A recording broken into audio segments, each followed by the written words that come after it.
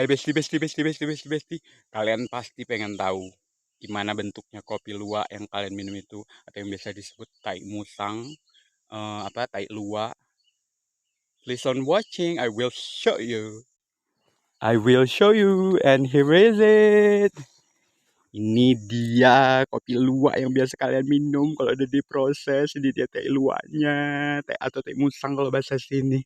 Memang feel a little bit disgusting. Tapi kalau udah diproses itu bakal enak banget. Jangan lupa like, subscribe, komen, kasih saran video konten apa yang buat membangun saya biar jadi orang kaya ya, Besti.